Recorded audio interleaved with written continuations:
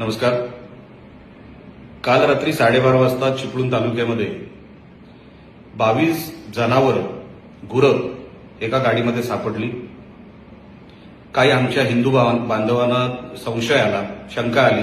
त्यांनी त्या गाडीचा पाठलाग केला. पाठलाग केल्यानंतर त्यामध्ये ती 22 जनावरं सापडली.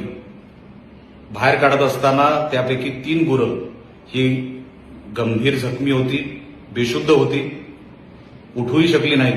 अशा अवस्थेमध्ये त्यांना मेडिकलसाठी पाठवण्यात आलं. आता जवळपास 24 तास उलटून झाले.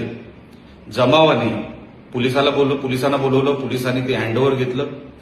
अजूनपर्यंत एफआयआर झालेली नाही. आणि ज्यांची गाडी आहे, जो कोण इक्बाल आणि काही त्याचा पार्टनर रिजवान, ही त्या लोकांची गाडी हे सगळ्यांना माहिती आहे.